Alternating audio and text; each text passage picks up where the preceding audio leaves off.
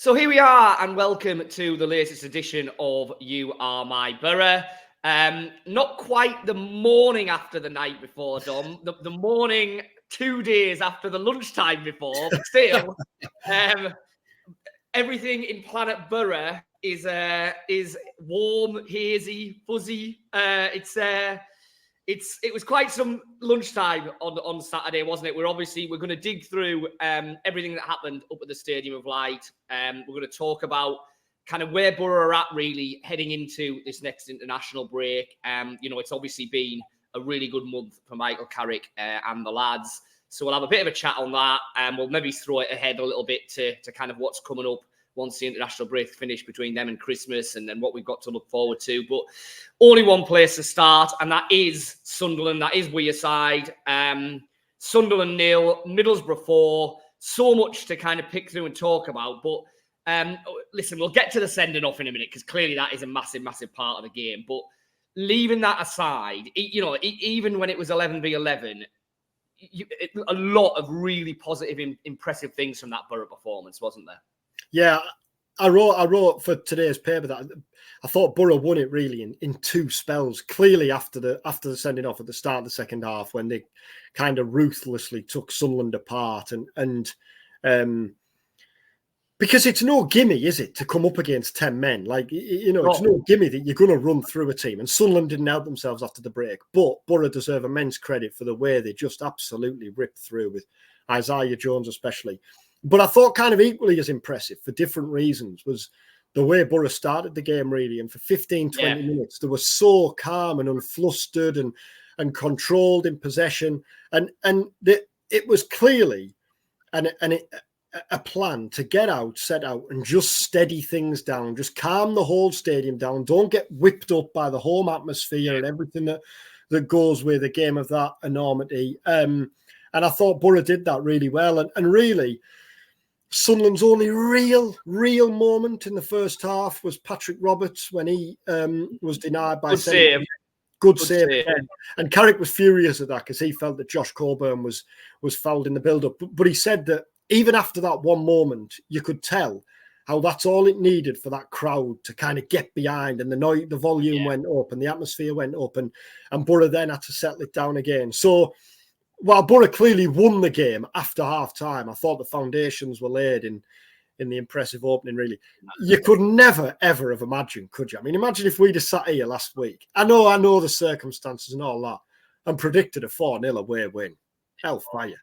Absolutely.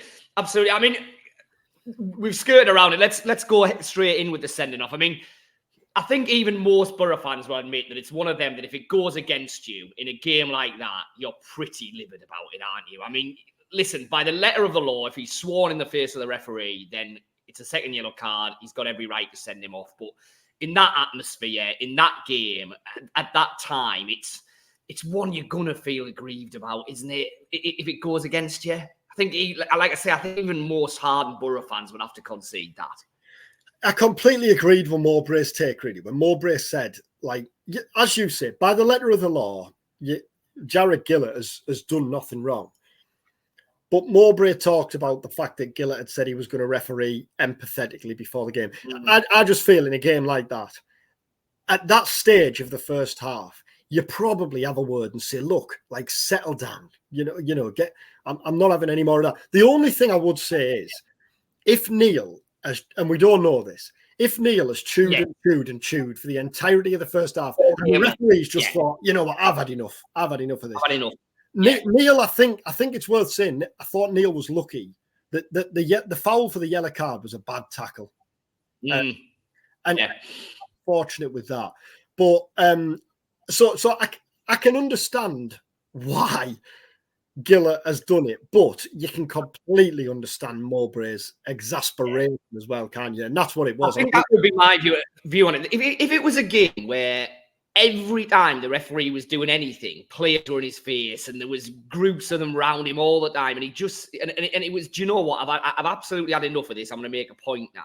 But it didn't really feel like that, did it? It wasn't like at every decision you were thinking, God, well, look at the referees getting grief left, right, and centre. It just seemed to come pretty much out the blue, really. But anyway, that happened. Now, like you say then, okay, so you've got the whole of the second half playing against 10 men. Now, clearly, I think you're right.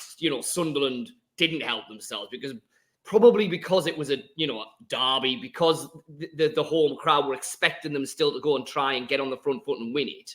What they didn't then really do was just camp in, completely shut up shop and play for a point, which might not have worked anyway, but in hindsight was probably the way they should have gone. So there were gaps there for Boro to exploit. But as you said, with Isaiah Jones probably at the vanguard of it down the right-hand side, they did that so well, didn't they? I mean, purposeful attacking, numbers forward into the box, creating a lot of opportunities. And in the end, obviously, that told with the 4 goals.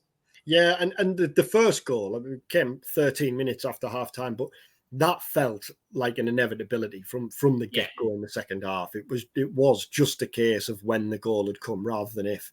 And then I think what's impressive after that is Boro get themselves in front, get the second, and really show no sign of let up. They just wanted more and more, and they could have easily had a couple more. And we touched on it last week, really, about after the Cardiff game. If you're Sunderland's defence, demoralised defence, up against it, 2-3 goals down, and Latte Lath and Force come on with fresh, fast legs, it's the last thing you want to see, really. I mean, Jones is the big talk about Innie, because we were talking last week about the combined 11 and Boro's squad, and we said, if you're looking through Boro's squad, the 2 nailed on top 6 championship players are Hackney and McGree. McGree, who Boro had to do without, of course. We'll get back to that. But Jones, when he's on song, is undoubtedly one of them as well, isn't he? And he's looking like the player who broke through 2 years ago and was one of the best attacking players in the Championship, wasn't he, that season? Yeah, absolutely. And if anything, he's looking like he could be an even better player, because when he broke through, he was primarily playing as a wing-back in a 5 a lot of the time, wasn't he? And he was great there.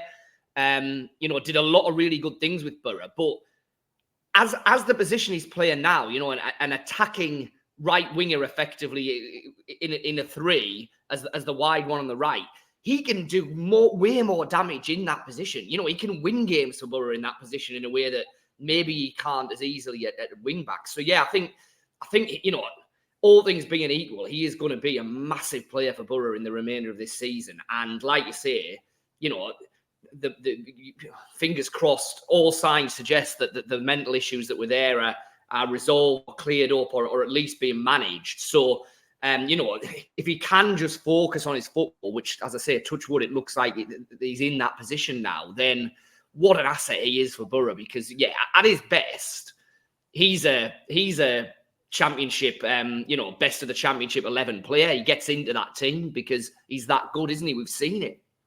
When you say there about kind of him being happy, playing, happy off the pitch now, he talked openly, didn't he, about his struggles last season, and him and his family had gone through an awful time. I think I mentioned last week, and we're gonna run the quote at some point over the international break. We spoke to him after Sheffield Wednesday, and he said then he's happy now off the pitch, things are good, and he talked about the work he wants to do to help others who are going through a tough time. I think you can tell by the way he's playing that everything's good with Isaiah Jones now. You talk there about assets.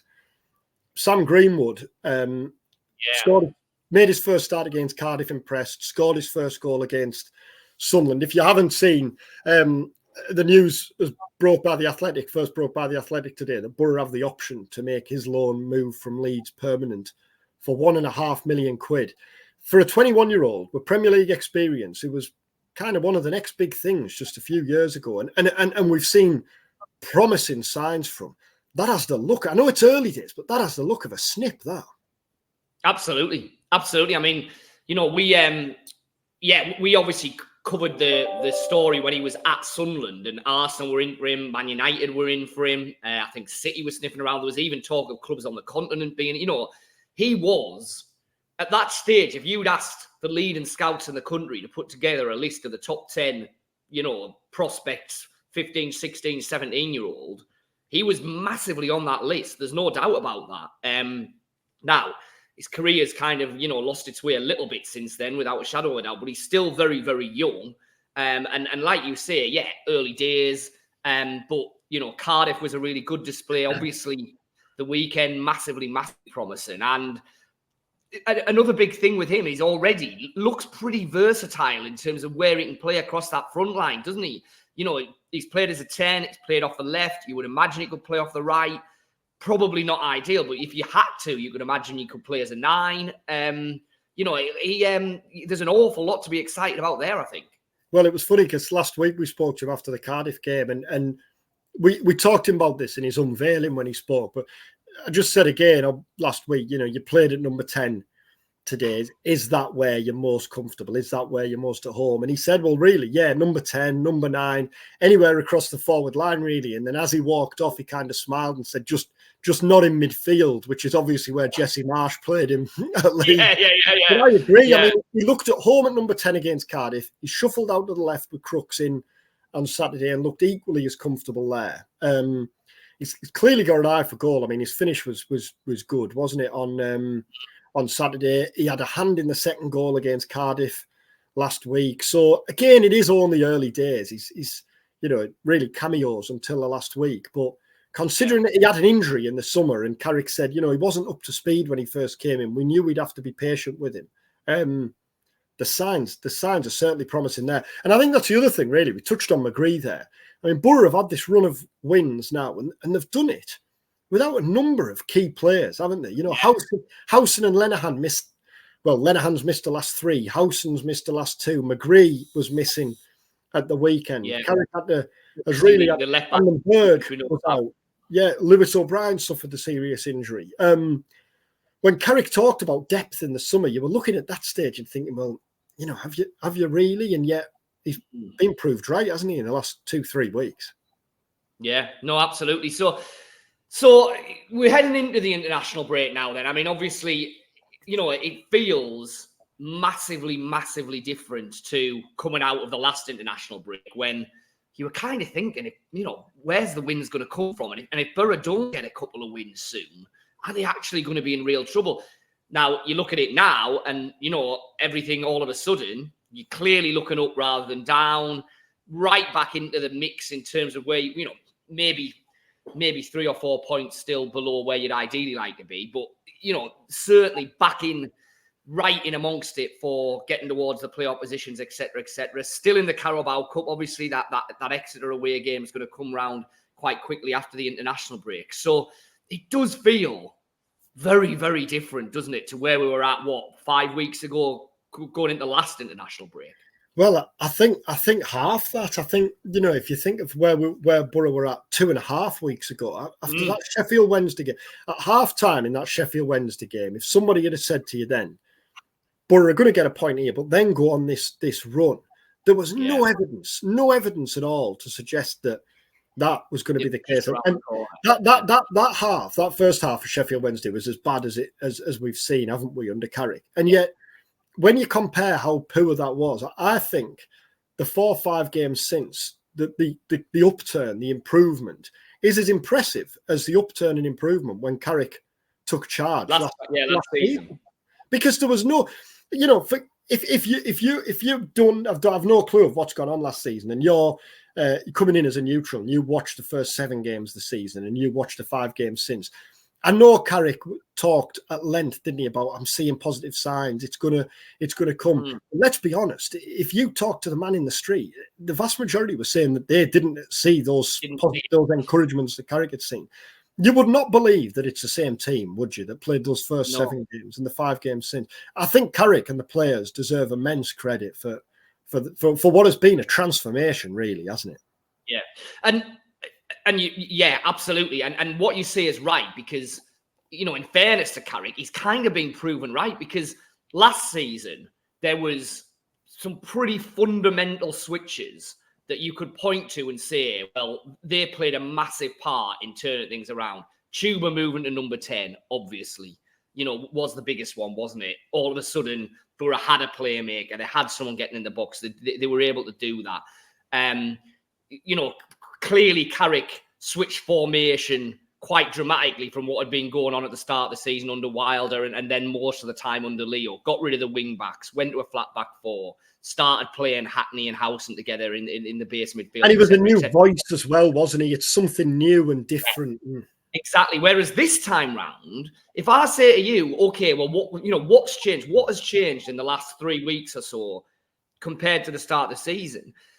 You'd say, well, really, not very much. And I think that's what Carrick would say. He would say not very much because while things clearly weren't clicking in that first month and a half, I always felt what Carrick would say that the performances were pretty much there. Few little things needed iron out, but we weren't far away. Now, I was skeptical about that. I think you were skeptical about that because we weren't really seeing it change for a period of 1, 2, 3, 4 weeks.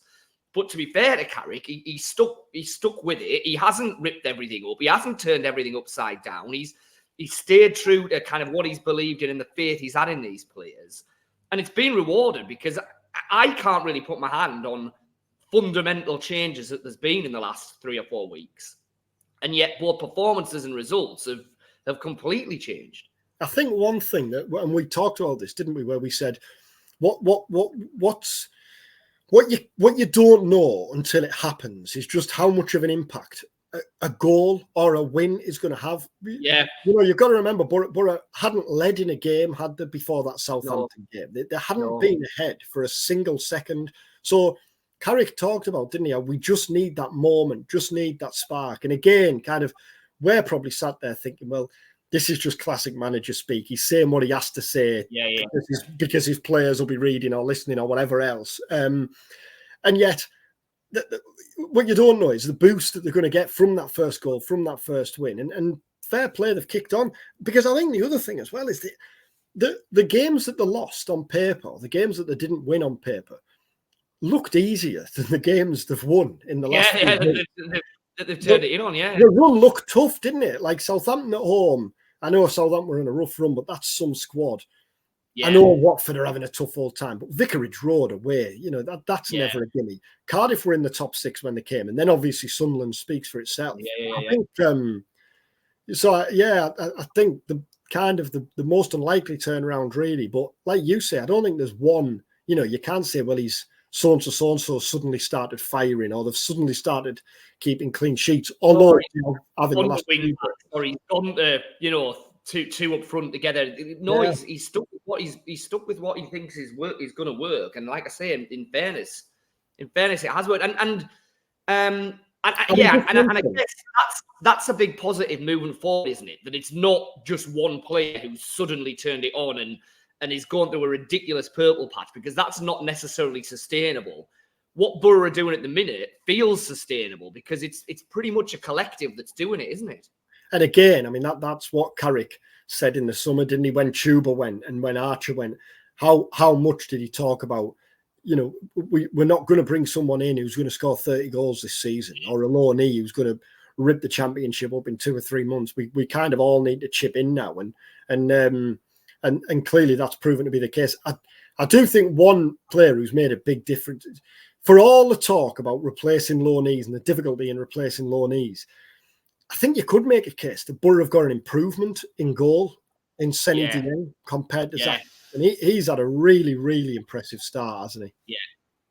He has. And funny enough, I think it was Thursday's press conference with Michael Carrick. I kind of said that to him, that actually, I don't think I'd asked him a question about Dieng all season up until that point, which kind of tells a story in a way, doesn't it? Because if you're not asking questions about the goalkeeper, then it probably means he's doing a pretty good job. And Dieng has, he's made big saves at big moments, and clearly he looks very comfortable with the ball at his feet, does all the things that Carrick wants him to do in terms of, moving up, letting the defence push up, building attacks, knocking the ball around, etc., etc. Yeah, I think you're right. I think of all the signings in the summer, we talk about Greenwood, exciting, last shown glimpses. We're seeing a bit more from Engel now. Vandenberg, Dieng's the one that you would say has absolutely worked without a shadow of a doubt. And I think the other thing is, you touched on it there. The kind of the natural instinct, really, I think, because of what Carrick wants from his goalkeepers, is to focus on, how comfortable he is with the ball at his feet and how he starts attacks, as Carrick would say. And yet the bread and butter for a keeper is still keeping the ball out, isn't it? And he made a crucial save, against Cardiff. Sunderland 4-1 up, it's a different game. Yeah, and then that save from Roberts. Yeah, exactly. That's it. So I think that's another big plus point. Clearly, it's crazy how quickly it changes, isn't it? You think 3-4 weeks ago when we were talking about the many problems. Yeah. We're gonna have to start predicting 5-0 wins now, aren't we? We're gonna 5-0, 6-0. I mean, that's the dream away, isn't it?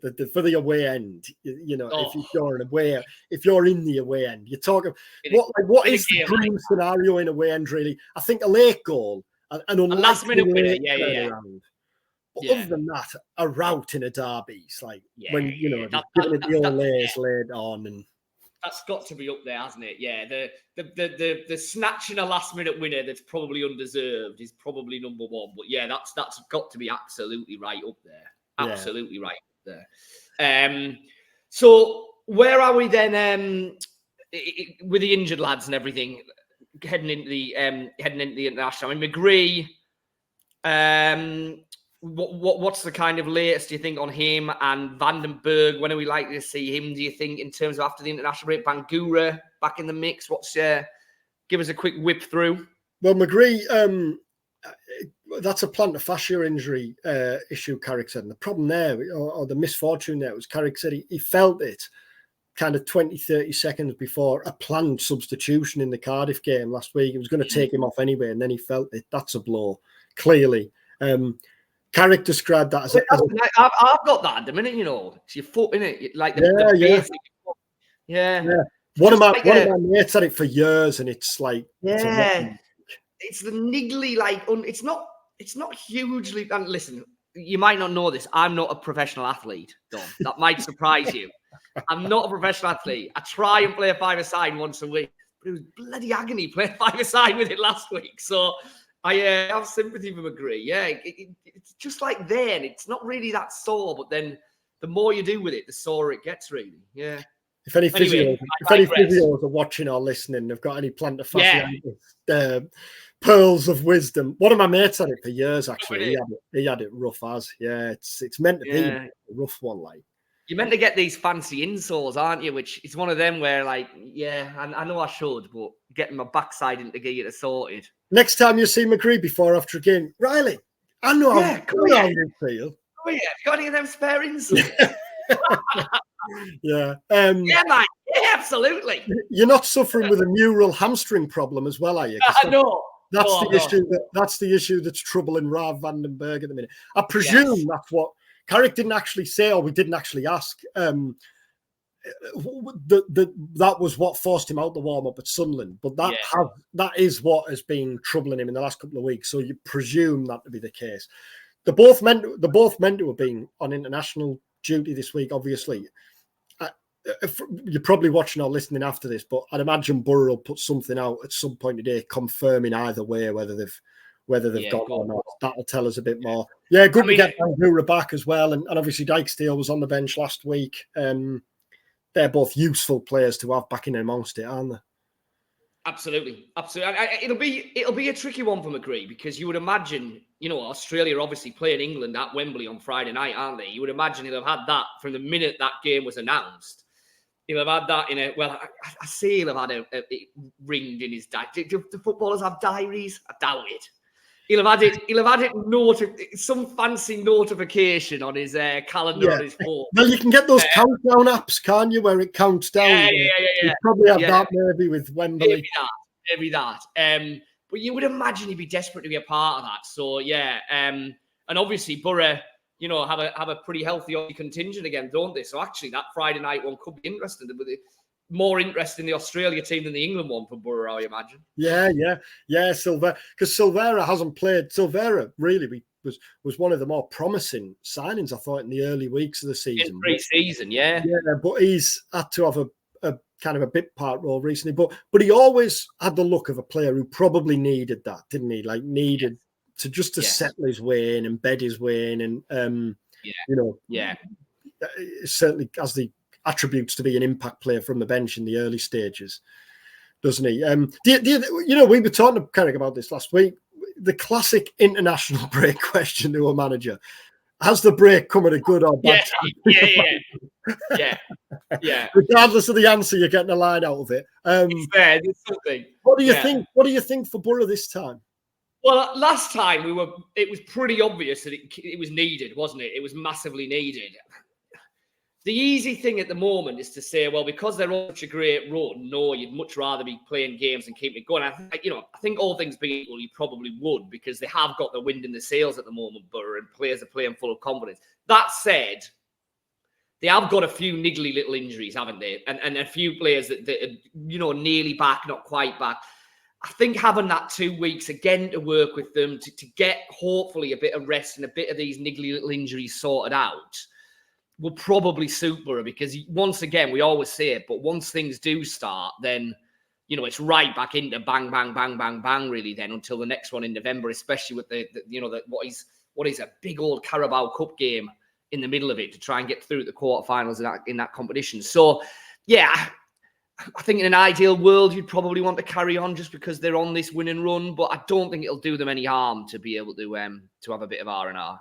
No, I agree. Greenwood said that. I was listening to Greenwood's interview with Mark Drury from Tees this morning, and he said that, I think we'll take the rest. He said, we'll use this opportunity as a chance to get rest and recovered before we set about going again. And when things come back, the mood is completely transformed, hasn't it, compared to what it had before, when really was Blackburn the first game back last time, when you looked at that and Boro went there, kind of, you were looking for signs that things have changed and things had improved, whereas this time, kind of that next game can't come quick enough now, really, can it? Yeah, absolutely.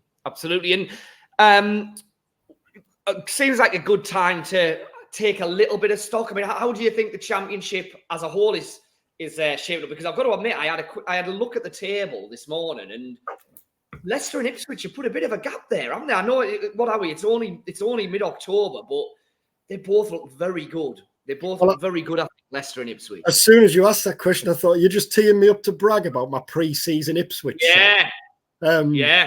It's funny, isn't it? Like, I looked this morning, and where are we? Like early October, and I'm thinking, are they away and gone? I'd seen a piece this morning about Leeds. Funny enough, reading a piece about Leeds where they were saying kind of Leeds are finding their feet, but have they given themselves too much to do, which seems ridiculous. Yeah. I expect it. I think Leicester will streak away and win it at a canter. What do you think? I think whereas so. Ipswich are a bit more of an unknown quantity still, aren't they? Whether they can build on this, it's but I always think teams who score goals and have lots of routes to scoring goals are less vulnerable to a sudden downturn. Do you know what I mean? Like, if you've got a team who are keeping 7 clean sheets in a row, then in a league like the Championship, that's probably not going to happen all the way for the rest of the season.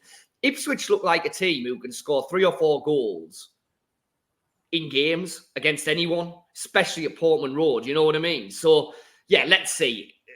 Different questions will be asked, once they're actually, if they're there in March and the pressure's right on, and it's actually, wow, this team might actually make it the Premier League, then that's a bit different. But I don't see any reason why they're suddenly going to stop scoring goals, because, like I say, it's not like they're reliant on one player, and if he gets injured for 3 months, they've got 4 or 5 players who could end the season with 15, maybe 20 goals, a couple of them, and if they're spreading that number of goals around, then I think they'll be right up there. Yeah, Leeds do seem to have sorted themselves out. Southampton still haven't. They're the one of the 3 teams who came down, who at the moment haven't got their house in order. But beyond that, I mean, are Preston going to stay there? You'd say no. I mean, it's not a given. Obviously, Luton stayed there when people were writing them off, etc., etc. But I would, I'd have Ipswich well above Preston in terms of the likelihood of them being there bang at the end of the season. So I think there's definitely 2 or 3 playoff spots that you would have Middlesbrough, and even after the weekend results, Sunderland bang in the mix for. Yeah, Leicester at the minute, Leicester and Ipswich, clearly the league table tells you look like standouts, don't it? But then beyond that, it is that classic championship case of probably like a dozen teams will be looking at those 3 or 4 places. Because obviously Sunderland are 4th. Well, I know there was the red card, but Boro obviously have gone there and taken them apart in the second half. Yeah. West Brom have been up there. I know Boro lost there, but West Brom looked like no great shakes that day. Leeds have been a bit hit and miss. I know, like you say, they seem to be finding their feet a little bit. Birmingham have started well. You called that, didn't you, before the start of the season? You thought you fancied Birmingham. Be a lot better, this year. Yeah. So and I mean, what now? Boro, like, what is it? How many points is it now? Is it 4 points off the top 6 now? I'd have to double check. I glanced at the weekend, but I mean that shows ridiculous, really, isn't it? Considering they couldn't, 3 goals. Where we're looking at, they were still in top 3. Yeah, absolutely. Yeah, absolutely. So, right. Well, before we head off, I was going to say, what are your plans for the international break? I know what your plans for the international break are. Yeah, a new arrival will be laid in this next to me cot I'm next to now. As you can probably hear, there hasn't been any movement yet. No movement yet. But you are very, very close to having a second child. So, baby Riley or Sam or Isaiah or baby Isaiah, yeah. Due in the next boy or girl. Well, is it can be a girl, can't it? Is it? We don't know. Yeah, we don't know. My little boy Ezra, he was adamant for 6-7 months it was going to be a girl, but he seems to have realised now. I think he thought that you go into the hospital and choose, pick what you want. That's not the case. Yeah. So if you see next time I'm on, if I look even more haggard and aged than usual, you know why. Yes. Well, so Dommy's going to take a bit of obviously much. I was going to say much needed. It's certainly not a holiday, is it? But some valuable family time to get to know the little arrival at some point soon.